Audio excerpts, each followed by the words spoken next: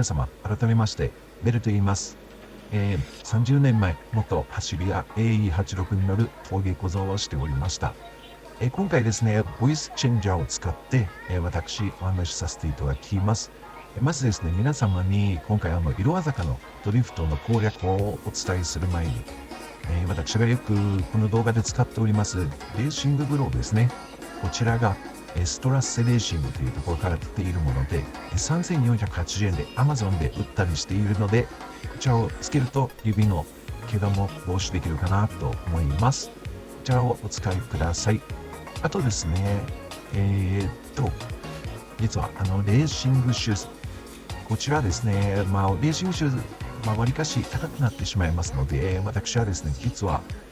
Amazon で売っているマリンシューズを使っています。マリンなので、水にも、濡れても全然 OK ですし、当然水洗いもできます。このようにですね、結構弱い、柔らかいんですよね。こちらのものを使って、ペダルを踏んだりするとおすすめになります。ではですね、本日も行ってみましょう。はい、それではですね、私の方からこの EK いろは坂の、ドリフトの攻略法といいますか、攻め方なのかな、そういったところをお伝えできればいいかなと思います。まずですね、この EK いろは坂、私自身ですね、初めて走った時は、このガードレールにですね、ギャップも結構激しいコースでありますし、結構ですね、ガードレールに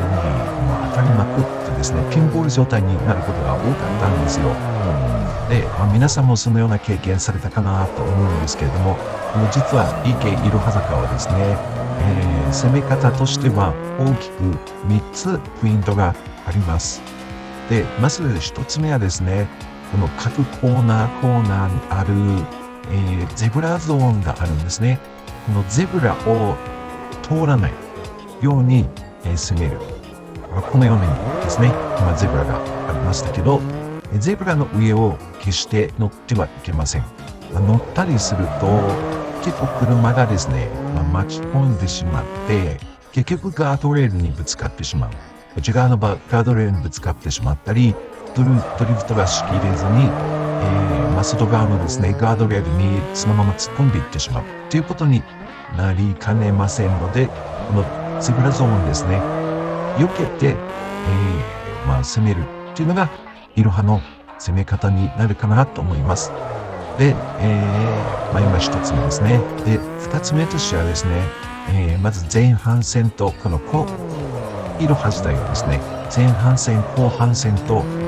分けて考えるということが一つのポイントになります。で、まず前半戦はやはりですね、高速域となってしまいますので、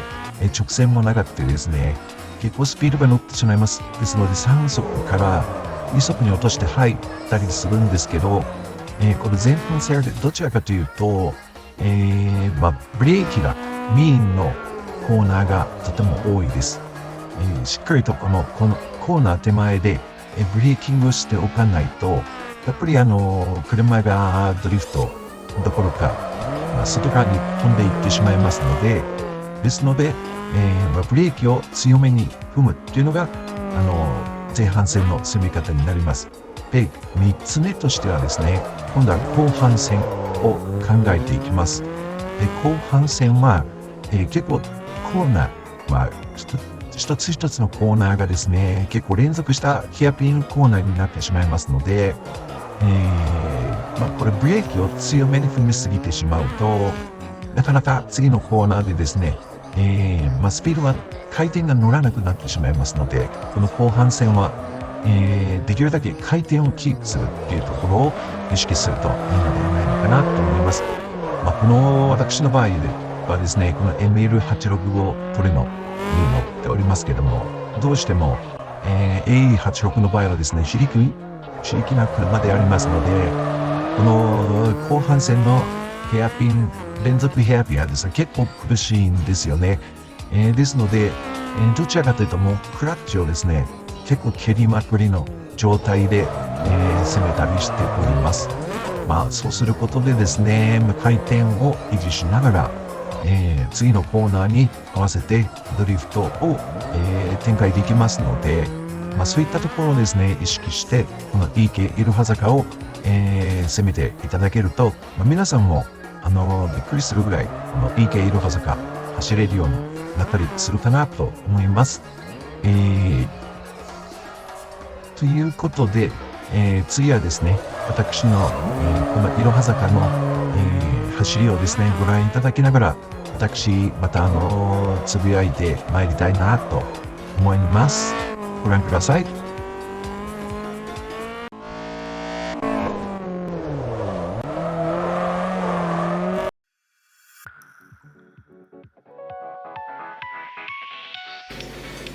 はい、それではですね、私、この EK いろは坂、攻めて参りたいと思います。ただですね、私、皆様に、お伝えしたいことが、3つございます。まずですね、1つ目が、今回から私、ボイスチェンジャーを、使わせていただいております。これはですね、実は昨日の動画アップされた、私が超愛する、新春庵さんのですね、YouTuber の新春庵さんが、実はこのボイスチェンジャーを使って、新春庵さん企画の、ドライブログという、ので、ボイスチェンジャーを使われておりました。早速私もですね、本日の動画から、このボイスチェンジャー使ってみたいなと思って、使わせていただいております。これまでのAI のですね、音声で作ったりするのがとっても作業がですね、大変だったんですね。で、そういったこともありまして、本日から、ボイスチェンジャーを私も、使ってまいりたいなと思っております。で、二つ目にですね、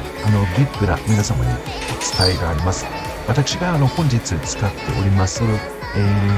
ステアリングがですね、ケイマスの C5 を使っております。こちらが、正直ケイマス社本社の方からですね、私、承諾をいただいて、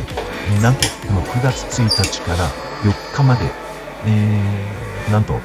ールチャンネルでですね、メールコードを使っていただくと、ケイマスの製品が、なんと 15% オフで、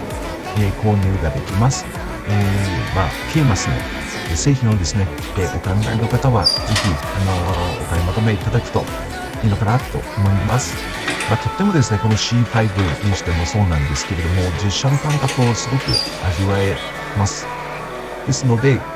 実写感覚で乗ってみたいなって思われる方がいらっしゃったら、このケイマスの、ハンコンですね、おすすめですので、ぜひお使いください。あとはですね、3つ目が、前回の動画でですね、私、YouTube 1000人の登録のやり方みたいな感じでですね、第1弾でやり始めたのではありますけれども、実は前回の動画、皆さんもご覧の通り、大変ずっと出てしまいました。そういったこともありまして、第2弾出すか出さないか、すごく悩んだんですけれども、こちらの第2弾ですね、ちょっとまたの機会に、お伝えできればなと思います。本当にですね、皆様にせっかくですね、このシミュレーターでですね、ドリフトをされていらっしゃる方はとても多くいらっしゃると思いますので、そういった方々に、一人でも多くの方がですね、やっぱり収益化チャンネルに、一つの目標というかですね、何か持っていただければなと思って、あのような企画を立ち上げてみましたけれども、またの機会にアップさせていただければなと思います。とはいえですね、ご興味のある方がいらっしゃれば、またコメント欄の方でですね、お寄せいただければ、私、動画アップ、いたしますので、お気軽に、コメントをお寄せください。このいろは坂もですね、今、後半戦の連続ヘアピンのところに差し掛かっておりますけれども、ご覧のようにですね、このコーナーの手前でですね、ここからタイトなヘアピンの連続になるのですけれども、この一個一個ですね、ヘアピンの手前でですね、この非力な A86 の場合はですね、クラッチで、回転を煽ってあげないと、次のコーナーでですね、回転不足でドリフトに持ち込めません。ですので、コーナーの手前でクラッチを一回煽ってあげるっていうのが、これがAE86 のですね、峠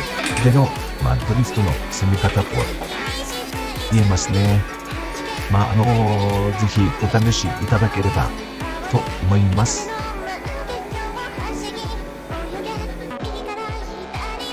はい。ということで、本日の動画もいかがだったでしょうか。今回紹介させていただきましたいろは坂の走り方ですね。皆様の中でいろは坂で走れるようになりましたら、走れるようになったよとかですね、こんな攻め方もあるんだよでも何でも構いませんので、コメントや、今回の動画のですね、ご感想も、お寄せください。あとですね、このレーシングシミュレーターアセットコルサで、どんなことでも、ご質問でも何でも構いません。お寄せいただければ、解決動画で私お伝えしてまいりたいなと思っておりますので、コメント欄でお寄せください。今のところですね、視聴者様の方からですね、タイヤーズインについて、詳しく教えてとかですね、あと貨物運通のですね、使い方、こちらも、ご質問いただいておりますし、あとなんと、私にですね、実車の86で、走ってっていうコメントもいただいておるんですけども、さすがに今のですね、86の値段、当時私30年前は10万円で前期型のこれの購入しておりましたけれども、さすがに今のこの時代500万もするですね、86でドリフトする勇気が正直ないです。こちらはごめんなさい。申し訳ございません。その他にもですね、何でも構いませんので、今後皆様の方で、このレーシングシミュレーターのアセットコルサについて、もしくはAE86 についてですね、どんなことでも構いませんので、コメントでお寄せいただければ私お伝えしてまいりたいなと感じております。最後にですね、この